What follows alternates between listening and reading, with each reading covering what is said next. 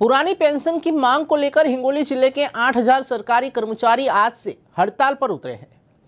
पुरानी पेंशन योजना को लागू करने के लिए स्वास्थ्य, शिक्षक, राजस्व कर्मचारियों सहित कई सरकारी कर्मचारियों ने हड़ताल का आह्वान किया है। पुरानी पेंशन योजना ओपीएस को लागू करने के लिए हिंगोली जिले में 8000 कर्मचारी हड़ताल पर है। जिले में बेमौसम बारिश के काफी नुकसान हुआ है और उनका पंचनामा जारी है, लेकिन कई इलाकों में अधिकारी पंचनामा करने नहीं आए हैं। इससे किसानों में नाराजगी है और अब राजस्व कर्मचारी हड़ताल पर है। 14 दिसंबर से आहूत राज्य व्यापी अनिश्चितकालिक हड़ताल के तहत सभी विभागों के कर्मचारियों ने हिंगोली कलेक्ट्रेट के सामने नारेबाजी करते हुए काम बंद करने की धरना शुरू कर दिया। इस हड़ताल में महाराष्ट्र राज्य राजस्व कर्मचारी संघ से लेकर राज्य सरकार कर्मचारी केंद्रीय संघ के विभिन्न विभागों के कर्मचारी इस राज्य व्यापी अनिश्चितकालीन हड़ताल में शामिल हुए हैं।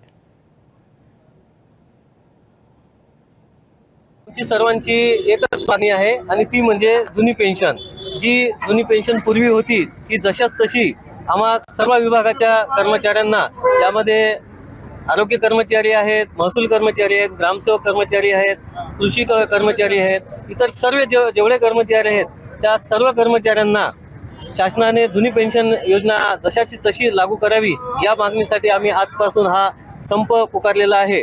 आणि हा जोपर्यंत आमची जुनी पेन्शन योजना मान्य होत नाही तोपर्यंत हा आम्ही संप करणार आहोत आणि संपाला आम्ही अटळ आहोत। शासनाने याची लवकरात लवकर दखल नाही घेतली तरी आम्ही संप करणारच आहोत। जर शासनाने आमची मागणी पूर्ण केली तरच आम्ही संप मागे घेऊ। सर्वप्रथम आमचे तलाठी संघटना आहे, महाराष्ट्र राज्य तलाठी संघटना आहे, अग्रशिव या संपात सहभागी आहे। 17,000 आमचे तलाठी आणि 1700 मंडळाधिकारी हे जवळपास या संपात सहभागी आहे। काल जी बैठक झाली होती त्यामध्ये आज माननीय आमचे अजितदादा पवारांनी स्टेटमेंट दिलेलं आहे की आम्ही अर्थसंकल्पीय अधिवेशन घेऊन जुन्या पेन्शन योजनेबाबतीत विचार करू।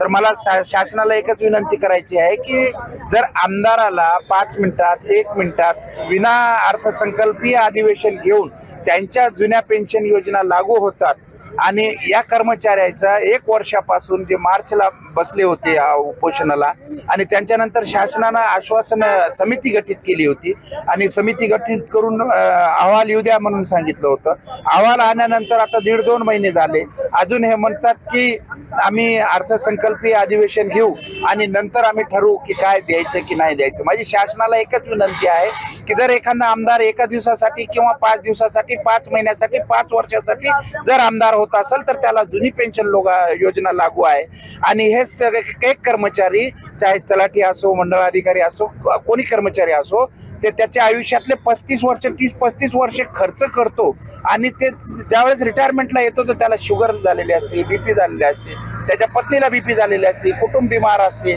त्याचा विचार शासन का करत नाही आणि त्याला जुनी पेन्शन योजना का देत नाही?